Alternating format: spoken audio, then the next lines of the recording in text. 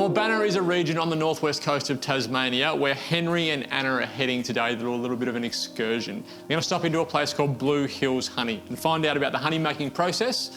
And I love honey, so I'm going to use honey in a couple of recipes today. The first one is it's a sugar snap biscuit, which is one of my favourite biscuits. The kind of biscuit that's always used in a kiss biscuit is a basic sugar snap. But I think a well-made sugar snap biscuit on its own with a cup of tea is as good as you're going to get when it comes to simple biscuits. So I'm going to show you a very, very simple sugar snap biscuit with a little bit of honey introduced for honey flavour. Like most biscuits, we're going to start by creaming our sugar and our butter. So I've got 125 grams of butter. We'll pop in. And about 3/4 of a cup of caster sugar.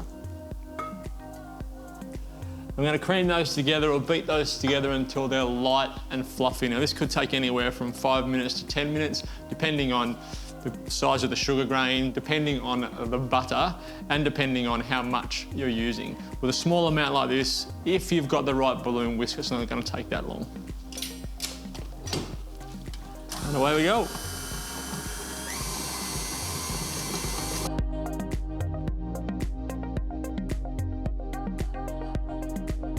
Right, that's been going for about 5 or 6 minutes. So I can add my flour now. I've added 2 eggs in there while it was whisking. So once we got our butter and our sugar mixed together, I added an egg and then another egg, so one at a time, incorporated those. Now I can add the rest of my ingredients. So flour, about 1.5 cups of plain flour. I need some vanilla, about 1 teaspoon of vanilla. About 2 tablespoons of honey, because we want these to taste of honey.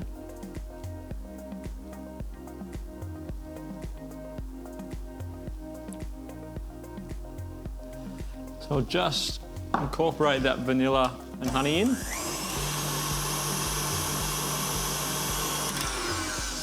And now my flour. It's about 1.5 cups. But really we're just after a smooth dough. Cookie dough. So I'll mix that in. And it's not like other baking where you're trying to keep things nice and light and fluffy. We want these to be sugar snap cookies, which means we are actually trying to activate the gluten to make them nice and strong, so there's a snap in them. We don't want them to be nice and light, like with most baking. So you can work this pretty hard. I just want it to come together until I can work it with my hands.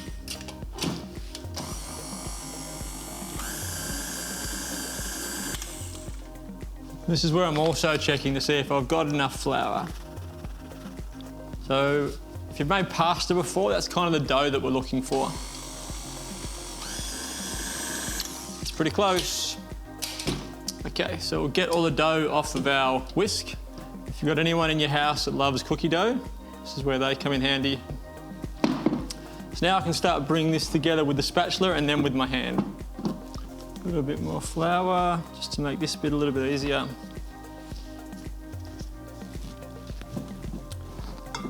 It's pretty good.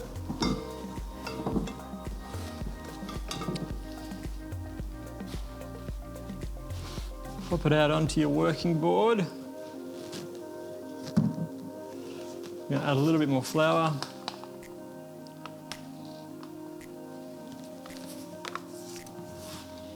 Bring it together.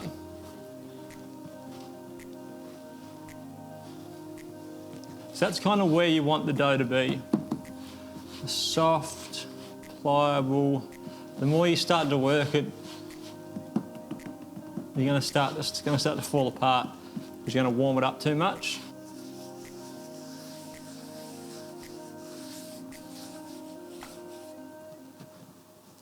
Okay, I'm pretty happy with that. So I'm going to pop that in some cling film, pop it in the fridge to cool, and then we'll come back and work on it another half an hour.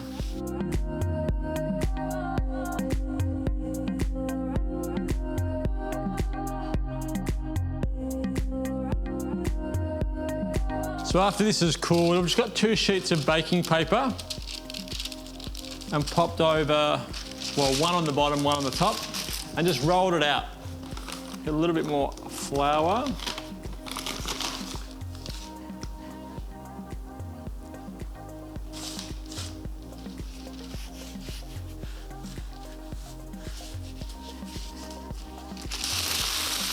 Okay, now I can cut out my cookies. I'm just going to use a straight round cookie cutter. You can use different shapes if you want to. We've got our baking tray here. I'm going to transfer our cookies onto our baking tray.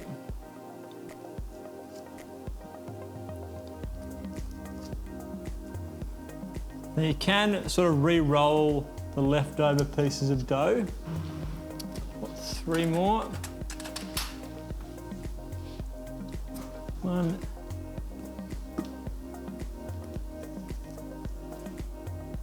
2.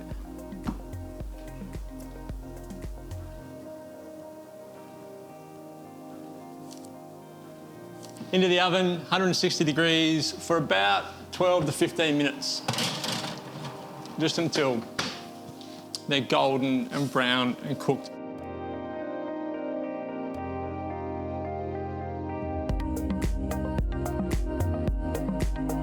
And that's what you want them to look like. You could probably push them a little harder if you wanted to. This is that's the end result that I like. I like them to be sort of a little bit darker, but you've got a good collection there of the lighter ones, which some people like. The best way I think to actually check is the bottom. If the bottom's got a little bit of gold colour on it, then they're going to be cooked all the way through and they won't have that floury, sort of blonde taste to them that they can get sometimes. So they're my honey sugar snap cookies. I'm going to go catch up with Anna and Henry now as they make their way through Mawbanna and to Blue Hills honey.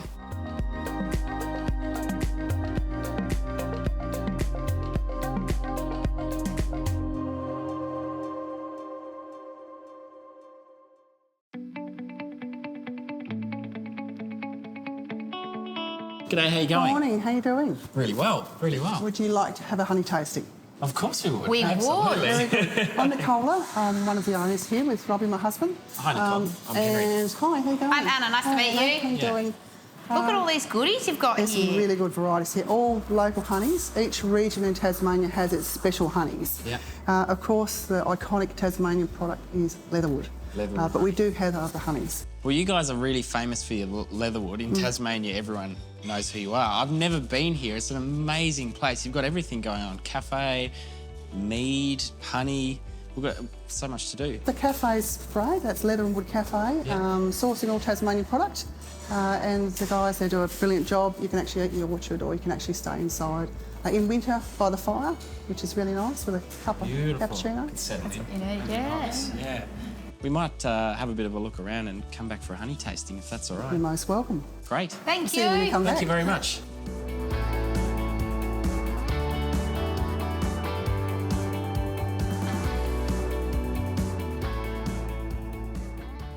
Nicola, what do we have here? We've got 4 of our honeys. We do have a larger range for you to try, but I've just picked the ones actually that I like. Okay. So we've obviously got the leatherwood, which is from around this area. Yep. It's quite a soft leatherwood. We have our blackberry honey. Not a lot of people get the wild blackberry anymore for Yep. the honey. We have the Tasmanian Manuka, what we call the therapeutic grade Manuka. I've heard about Manuka. Yeah. So what is what makes Manuka so special? Manuka is from a shrub, so from a leptospermum shrub, so it's just a special family. The one that we have around here is the leptospermum scaparium. Now, the genetic origin of Manuka, worldwide Manuka, is actually Tasmania. And Okay. it dispersed to New Zealand and to Lower Victoria and New South Wales. Okay, so the stuff that's renowned for its health or its healing qualities in New Zealand is actually the same stuff that we have here. Exactly. Okay. So this Manuka passes every test that they have for their Manuka. Right. And it actually comes from here. We say we've got the mother of Manuka here. So this is the genetic starting point of that species. And what are the benefits? So you've got a number on it. So this is what's called methylglyoxal. And they found in Dresden that the main thing that killed bacteria was this methylglyoxal, not in any other honey. But the good thing about that is it's not heat sensitive. You can put it in a hot cup of tea or any hot dish and you'll still have that antibacterial activity. Great for immune stimulation, the best thing on earth for indigestion, and it's got a few other functions as well. But it does taste nice. It tastes quite caramelly and malty. Ooh, I think we should try some. Have a try? Okay. That'd be great. And the other one that we've got, which we'll go to, is our pepperberry. So we have 4 grades of this. Just going to have a try. Anna, you can try. I'll try. Yeah. Yep. And then I'll Try actually with give that you a one. little Yeah, try yeah, as that'd well. be great. So this little one here. So it's quite malty and caramelly. We actually get that made into a Belgian chocolate as well, but it's good to put into dishes for that sort of caramelly finish to it. It's a cream style, which can be Silky addictive. smooth, yeah. I could get a spoon and just I feel my eat the bacteria whole thing. dying. Yeah, just feeling healthier and healthier. My gut's growing and growing, but it's all right. That's really yummy. I reckon we'll is, take some of it that is for the road. It It's is really nice, really yeah. nice. So what else do we have here? We might try the leatherwood. Leatherwood? Beautiful leatherwood. The iconic leatherwood? The iconic leatherwood. Yeah, yeah. You don't get this anywhere in the world bar here in Tasmania on the west coast. So it is the special Tasmanian honey. This can be in the liquid form, or another style is the creamed form. The cream's very addictive. We would probably eat ourselves a kilo of the liquid a month. The creamed is every 2 weeks. So unless you're prepared to eat a lot of honey, you don't take that one. How good's that? I love leatherwood. It's So got such a strong It flavour. has. It's quite aromatic. It's got that beautiful smell with it. The northwest leatherwood lingers, and it's softer than some other regions. It's really It's a floral. bit like a wine tasting. It's florally. It is florally. Yeah. Good description. Thank you very much, yeah. Now the creaming, so creaming is a style. You don't actually add anything to the honey. What you do is you liquefy it. So if we're doing the leatherwood, we liquefy the leatherwood, bring it down to below 20 degrees, add some super fine creamed honey of this. Okay. And then what we do is put it into a special tank. That mixes for 10 minutes every hour. And we do that for about 2 days. Okay. And from there we put it into a pot, and a pot sets in a cool store for 3 weeks. Then it's just beautiful. Essentially, we're telling this honey, we want you to candy fine like this. So it sets up a template in that honey. So you could use that stuff that you candied to reintroduce into That's another exactly line. right, You but can- only a small percentage. Okay. And it's called the dice method. So it's just a term that honey buffs say. So is that to candy it so it's small enough so that it doesn't get like really crystallised and gritty? The honey essentially. honey on its own will naturally candy. A lot of people think the liquid state's normal. It's actually not. It's candy. We've got honey that candies in 2 to 3 days, where this one will candy at about that 3 to 4 months, and then set to a soft butter at about 6 months. Okay. So what we've done is we've used the leatherwood as the base for this product. So the creamed leatherwood, and then we add a Tasmanian pepperberry pollen. Pepperberry and honey. I know, Such an odd combination. It's lovely. This one Champion Honey at Fine Foods just recently, the Tasmanian Fine Food. I can see why. It's just got a spicy sort of note to it, and it's actually quite good. I really like that because you have to be careful with pepperberry because they can be quite overpowering, as Yeah. we've found out in the kitchen a couple I of don't times. find that hot at all. I'm No. just getting the flavour No, of it's the really pepperberries through that. nice. It's lovely, So yeah. it's not, you get a little bit of warmth, but it's not overpowering. It would be great with a marinade or just to eat on its own. Yum. Wow. Well, thank you very much, That's all right. Nicola. I'd like to take some of this Manuka honey. I'm with gonna me, if take that's this okay. one. You're going to take the pepperberry? Well, I'm going to pay for it. But yes, I'm going to buy some of this pepperberry. We'll buy some Manuka if that's okay, and That's some pepperberry. fine. That's fine. Thanks so much for having us. You're welcome. Come anytime. Oh, we will. We'll be back.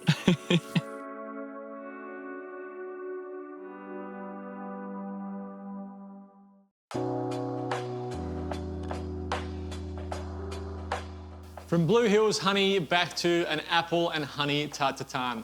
So if you're someone who has friends coming over and you want to make a dessert that will impress people, but you've only got about half an hour to do it, a tart tatin is the way to go. You can start it in a pan and finish it in the oven. It's a one-pot wonder or one-pan wonder, and they always taste great. So they're a great dessert to make in a hurry. I'll show you how you can make it a little bit more special by how you arrange your apples in your pan. So I've got Granny Smith apples, which I think are the best apples for this sort of thing. I'm going to cut them into 8s. If you've got a corer, you can core them, and that will save you a little bit of time again. I don't have one. So I'm just going to get your 8s, just going to snip off that core and leave our wedge. I've got 4 there. I don't think I'm going to need 4 because I'm only making a small one. But this same process applies if you've got a really big sort of 30 centimetre pan and you're making a big one. This same process applies. You could, again, if you're in a hurry and you don't want to go through this process, you want to make this even faster, You could absolutely just dice these and put them in. I'm leaving the skin on. I actually like the skin on. It keeps the apple together, and I like that texture difference in the apple when you leave the skin on. But preference, whatever you like, go with. So I'm probably only going to need 2 apples here. So from start to finish, this dish is going to take less than half an hour. So it's a great way to have a dessert ready, and a good dessert, which I think is the difference between a fast dessert sometimes and a good dessert. This way you get a fast dessert that's also a really good dessert that people will love. It's been tried and tested, it's true. It's got a great story behind it, the tart tatin. Comes from, I think, a hotel or an inn or something like that. 2 sisters were making a tart, they dropped it, they put it in upside down, and it worked out really well. So I've got my apple slices. I'm gonna pop them, and this is where you can, whatever sort of pattern you make here, you can make it any way you want. You can go that way, side on like I'm doing here. Whatever pattern we make at this point is the pattern that we will end up with in our, when we turn our tart tatin out. So taking some time here and getting your pattern right, remembering that what's on the pan is the bit that you will see. So try and have the flesh side of the apple making contact with the pan.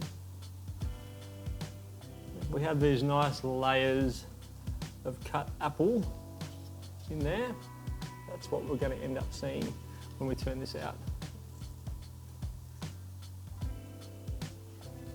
Pretty good. So we ended up using probably for that, probably get 1 more in there, I reckon. More in there. For that size pan, we ended up using 1.5. Pan on, a few knobs of butter. I'm going to make a little bit of a honey caramel in our pan. A little bit of sugar, only because these apples, Granny Smiths, are a little tart. And then some honey, about 2 tablespoons of honey.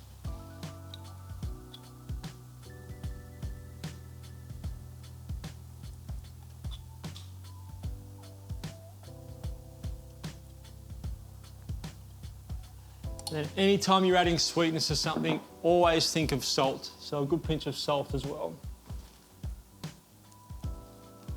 Once that melts and our sugar, our honey and our butter all comes together, I'm going to put over the top of that some pastry.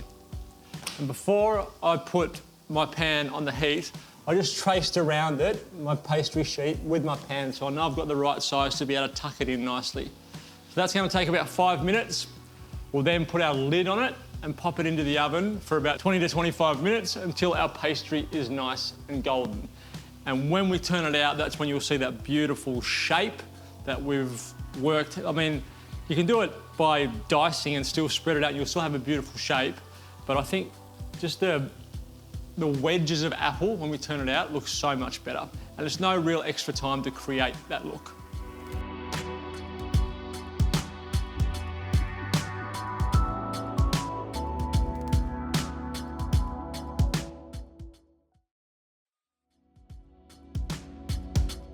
That's been 20 minutes in our oven, so that can come out. Now this is where you kind of have to move reasonably fast before the caramel sets. So get yourself a plate that's bigger than the pan. This is the sort of the pressure point. If there's a pressure point in this dish, this is it. So place your on top, just turn it over. And that is your tart. So you can see what I was talking about, that exposing those apples gives you a really nice pattern when you finish the dish off. So a quenelle or a scoop of ice cream sitting in the middle of that would be a beautiful way to finish any dinner party you were having. Even if it was just midweek, how quickly that dessert comes together. You could have that on a Wednesday night, or you could do it as a dinner party on a Friday night for friends coming over. So it's a really versatile dessert that comes together really quickly, and a great way to finish off any sort of meal, and a great way to finish off this episode. Join us next time on Left Off the Map.